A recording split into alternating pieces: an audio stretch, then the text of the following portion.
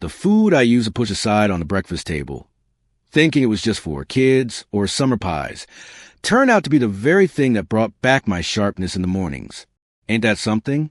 I'm talking about a little handful of blueberries. Now, I ain't no doctor, but after I started eating them more often, I noticed my thoughts were clearer, my sugar didn't swing like it used to, and my mornings didn't feel so foggy. Back in the day, we used to ignore what nature was handing us right there on the vine. But let me tell you, God sure did pack some mighty healing power into simple foods. I've come to realize that sometimes the things we overlook are the same ones that help us stay sharp in our 60s, 70s, and even beyond. I know folks who spend good money on pills and powders promising a better memory or lower blood sugar. But what if the answer's already in your kitchen? What if a few humble foods could help you think clearer, feel steadier, and maybe even smile a bit more? In today's video, I'm going to walk you through 7 everyday foods that have helped folks like me, not just to boost memory, but to also keep blood sugar stable naturally. From warm oats in the morning to the golden spice that's been used since Bible times, you might be surprised how powerful these foods really are. So pour yourself a cup of tea, sit back, and let's go down this path together. You might just find something that blesses your day. Felt familiar? Give this video a like and send it to a friend or family member. And down in the description, I left something to help level my sugar overnight. Worth a look if you've been wondering the same. Number 7, blueberries. The smell of blueberry muffins always takes me back to my mother's kitchen in Tennessee. Wooden floors, lace curtains, and the sound of gospel radio in the background. She didn't know it back then, but those little berries were more than just sweet. They were brain food. These days, I eat them fresh with a spoonful of plain yogurt, and I swear it's like my thoughts walk in a straight line again. For a while, I was forgetting names, walking into rooms not remembering why. But something shifted when I started adding blueberries to my breakfast a few times a week. It's not magic, just one of God's many gifts hiding in plain sight. Funny thing is, scientists now say what country folks always felt in their bones. Blueberries help your memory stay strong as you age. They're packed with something called anthocyanins. That's just a fancy way of saying the dark blue color holds brain-protecting power. I don't bother with the science too much, but I do pay attention to how I feel. And after a couple weeks of adding these to my mornings, I noticed I didn't lose my train of thought as often. Ain't that worth a handful? Sometimes I mix them into warm oats. Other days I just toss a few on a plate beside my eggs. They're easy, no peeling or chopping, and they add a touch of sweetness without the sugar crash. My neighbor had started doing the same thing and said he doesn't need that second cup of coffee anymore just to feel awake. It's a small change, but it adds up, and Lord knows we could all use something simple and kind to the body. I once read that during World War II, pilots were given blueberries to help with night vision and mental alertness. Now, I don't know how much truth there is to that, but it stuck with me. Makes you wonder how many other treasures are hiding in old-fashioned foods. We spend so much time chasing new solutions, sometimes forgetting what's been here all along, growing on bushes, sweet as ever. So now, each morning when I grab that little blue bowl from the fridge, I feel grateful, not just for the memory boost, but for the chance to remember who I am, where I came from, and the people I love. And I thank the Lord that He put healing in things as simple as berries. Some days, that's all the medicine I need. Number 6, oats. Most mornings now, before the house gets noisy with grandkids or phone calls, I make a warm bowl of oats. Just a little water, a pinch of salt, and sometimes I stir in a spoonful of cinnamon or a few walnuts on top. It's not fancy, but it settles my stomach and clears my head. Back in the day, I would have gone for toast and jam or sugary cereal. But the older I get, the more I realize that slow and steady really does win the race, especially when it comes to energy and memory. There's something about oats that sticks with you in the best way.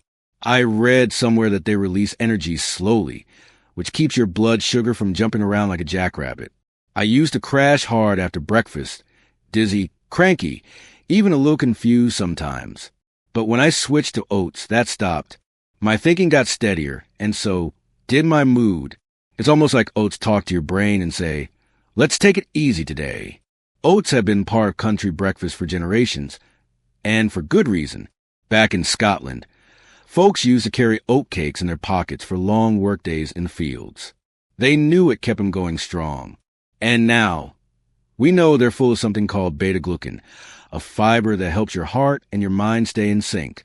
Again, I ain't a scientist, but I do believe our bodies know when something's doing us good. My favorite way to fix them is on the stovetop, slow-cooked with some blueberries or sliced banana. Sometimes I make overnight oats with almond milk if I've got a busy morning coming. My granddaughter calls it Grandpa's brain fuel, and I guess she's not wrong. I've even noticed I don't snap at little things like I used before lunch. That alone is a blessing. Looking back, I wish I had started sooner. There were years when I felt foggy for no reason, just drifting through the mornings. But now, I feel like I've got a handle on things again. It's quiet, it's simple, and it works. And I thank the Lord for the comfort of warm oats and a clear mind to greet the day. Number 5, eggs. Sundays at our house always started with the smell of eggs frying in cast iron. My wife liked hers scrambled soft with a touch of butter, and I'd always go for over easy, yolk still runny. We didn't know it back then, but that little yellow center holds more than just flavor. It holds focus. I remember during a time when my memory felt like it had holes in it. I went back to basics. 1 egg a day, sometimes 2, and after a couple weeks, I wasn't forgetting names as much. I could follow a full conversation without drifting off mid-sentence. There's a nutrient in eggs called choline. It helps build something in the brain that keeps memory sharp. I won't go into the science, but let me tell you, it's real. What I love most is that eggs don't spike your blood sugar like toast or pancakes do. You eat them, and your body just stays calm. I used to get jittery after breakfast, but now it's like someone turned the volume down on that noise inside. Feels good to have peace in your body. A funny thing happened a few months back. My grandson had a test and asked what I used to eat for brain food. I told him, 2 eggs and a prayer. He laughed, but he did it and said he felt great. These little traditions we pass down, they matter more than we think. Eggs may seem old-fashioned, but maybe that's why they work. Not everything has to be new to be powerful. Sometimes I mix them with spinach or peppers. Other days, I just keep it plain. I even learned how to poach them from a cooking show. Never thought I'd try that at 70, but here we are. It's become a little joy in my morning. Something simple that gives back. And that's how I see eggs now, not just breakfast, but a quiet boost for my brain and spirit. Thank the Lord for things that are still simple and good. With all the noise out there, it's comforting to know you can crack open something humble and find strength inside. I'll keep making my eggs just like always, soft, warm, and full of memory. Number 4, cinnamon. The first thing you notice is the smell. Warm, sweet, and just a little sharp, like fall mornings or fresh pie in a small-town diner. I started adding cinnamon to my oats not for flavor, but because someone at church told me it might help with my blood sugar. I figured, why not? I didn't expect it to make such a difference. But over time, I realized I wasn't getting those afternoon crashes like I used to. My head stayed clearer, and I didn't feel like I needed to lie down before dinner. Turns out cinnamon does more than sit on top of toast. It helps your body listen better to insulin, which keeps those sugar spikes in check. That steady sugar rhythm makes it easier to think, to remember things, to stay focused during a conversation. Before, I'd find myself zoning out mid-sentence or rereading the same page in my Bible twice. But after a few weeks with cinnamon in my meals, that fog started to lift. There's an old tradition of using cinnamon for healing that goes back thousands of years. Some even say it was more valuable than gold at one point. Maybe that's why it feels like such a blessing to stir it into my morning routine now. I'll sprinkle it on baked apples or into my coffee. Sometimes I even blend it with a little honey and spread it on toast. It feels like giving my brain a quiet handshake before the day starts. My daughter teases me and calls it Dad's secret spice. She says it's funny how something sitting in the back of the pantry all these years is now front and center. But I think that's the beauty of it. It's not some exotic thing from far away. It's right there, ready to help if we just remember to reach for it. I thank the Lord for leading me to something so small, yet so steady in its help. With every pinch of cinnamon, I feel like I'm waking my mind up gently instead of forcing it through the day, and that's a comfort I don't take for granted anymore. Number 3, salmon. My grandson asked me the other day, "Pawpaw, how come you eat fish when you don't even like the smell?" I laughed and told him, because I like how I feel after. Truth is, I didn't grow up eating much salmon. It was more catfish and fried bologna in our house. But once I hit my late 60s, I started reading more about how salmon could help the brain. I figured I'd give it a try, and wouldn't you know, it really made a difference. I felt less tired in the head, like someone cleaned the windows up there. Salmon's got something called omega-3s, specifically DHA, which helps the little messages in your brain move smoother. When I was younger, I didn't think twice about brain health. But once I started forgetting appointments or mixing up names, I knew I had to make some changes. Adding salmon to my meals once or twice a week became part of that. It's not instant, but slowly, I noticed I didn't struggle as much to focus or find words in conversation. What's wild is how something so soft and tender can fight off something as tough as inflammation. That's what salmon does. It calms a fire inside your brain. And when that fire's out, your memory stays clearer. I usually grill it with lemon and herbs, or bake it with olive oil and a pinch of garlic. It's simple, but it works. Sometimes I even flake it into a salad, if I don't feel like cooking much.